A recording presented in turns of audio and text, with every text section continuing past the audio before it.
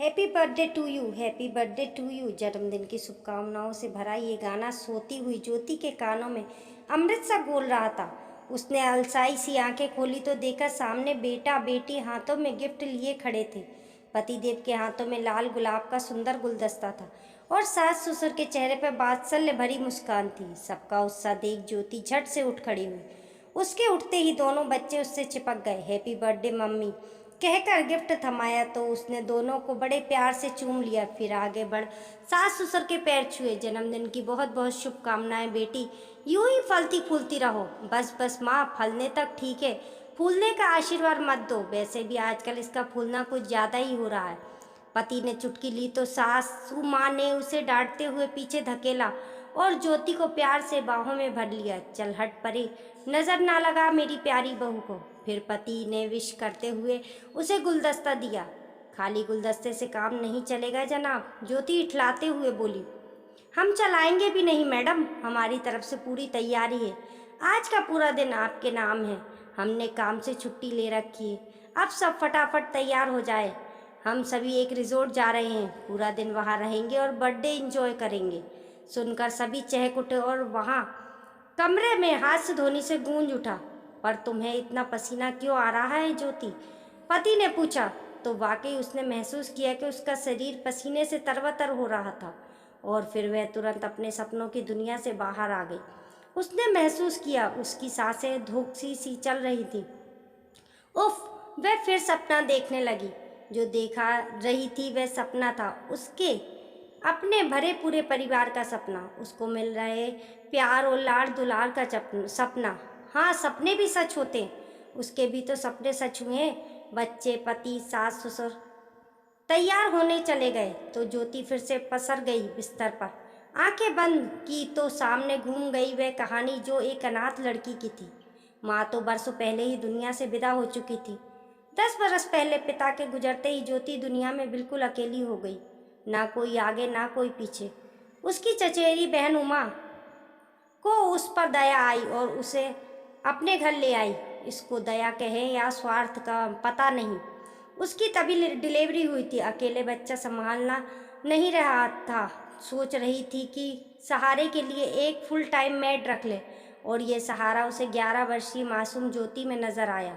ज्योति अपनी स्थिति से अवगत थी, अतः चुपचाप घर में आते ही दीदी की गृहस्थी संभाल ली। दीदी का व्यवहार शुष्क था पर बुरा नहीं। दीदी आराम से बैठी बच्चे के लाड़ करती, रोता तो उसको थमा सो जाती। घरेलू जिम्मेदारियों से मुक्त दीदी जीजाजी के साथ घूमती, हंसती, बतियाती और ज्योति मशीन बनी घर के काम निपटाती रहती।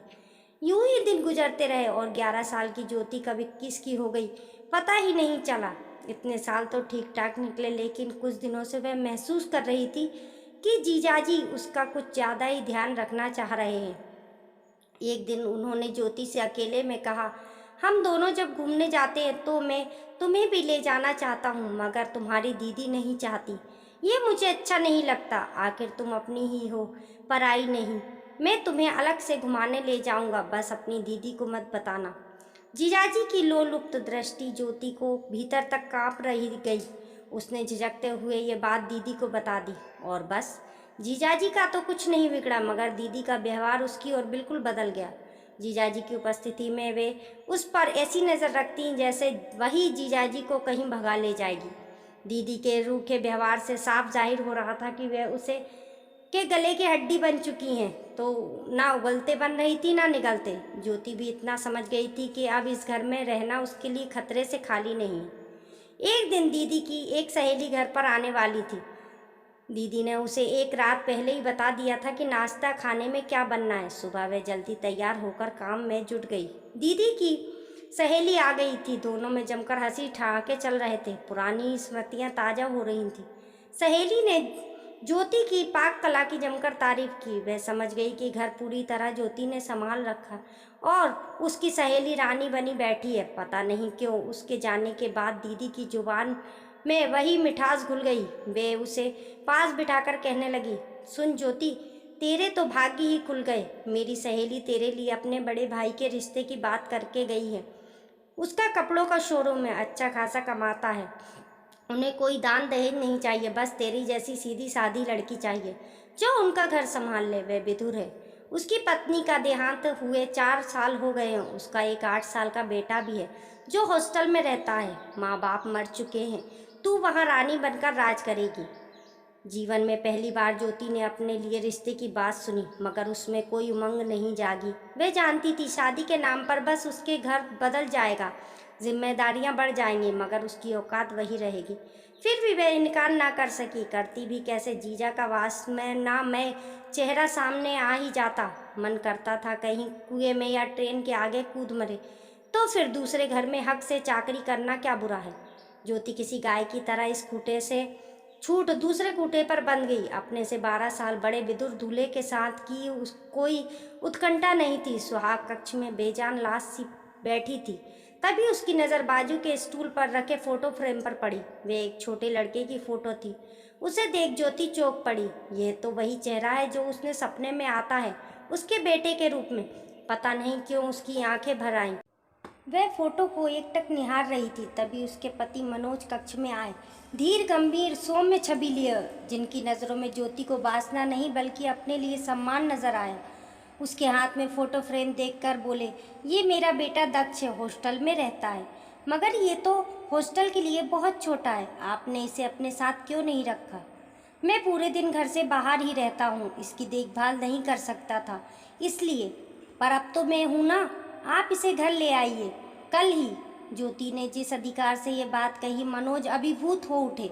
उनकी आंखों में ज्योति का स्थान यकायक ऊंचा हो आया। सुहाग रात पर नई नवेली पत्नी ने मांगी भी तो क्या, उसके जीवन की सबसे बड़ी खुशी। बजाय कहीं घूमने जाने के दोनों पंचगनी पहुंचे और बेटे को घर ले आए।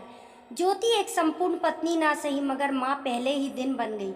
अब उसे समझ आ रहा था कि यह शादी समझौता नहीं, विधि का विधान था, जिसके संकेत उसे स्वप्न में मिल रहे थे। मगर इस परिवार में ना सपने अक्सर दिखने वाले सास ससुर थे ना बेटी थी। खैर, माँ बेटे जल्द ही बहुत घुल मिल गए। उसके साथ ज्योति की भी खोई हुई हंसी लौट आई। ये देख मनोज भी बेहद खुश था और संतुष्ट थे। जिस दाम्पत्य जीवन की शुरुआत अनेक आशंकाओं और समझौते से हुई थी, वह धीरे धीरे प्रेम और अधिकार की कपोलें फूटने लगी।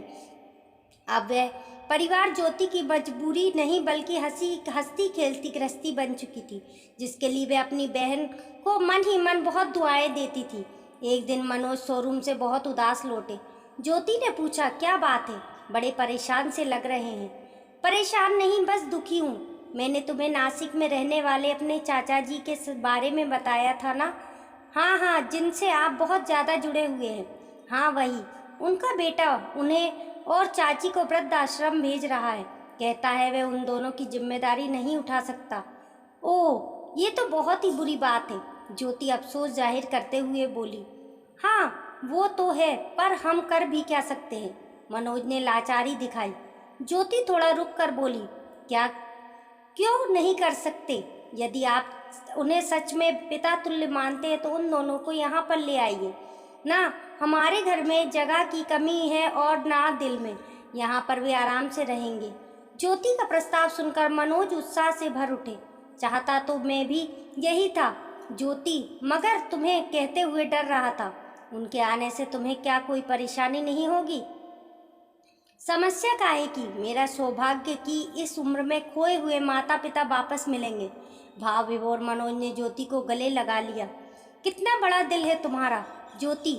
जानती हो, मैं दुनिया का सबसे खुशनसीब इंसान हूँ, क्योंकि मेरे पास तुम्हारे जैसी पत्नी है। ऐसे प्यार और सम्मान भरे आलिंगन से ज्योति का रोम रोम खिल उठा। सच्चे प्रेम की किरणों से उसके अतीत का अधियारा छटने लगा और हर तरफ रोशनी ही रोशनी भर गई। अगले दिन ज्योति और मनोज चाचा चाची को लेने पहुंचे तो ज्योति उन्हें देखकर स्तंभ रह गई। चाचा चाची का चेहरा सपने में देखे गए सास ससुर से मिलता था। वे इस ईश्वरीय चमत्कार के सामने मन ही मन नतमस्तक हो गई।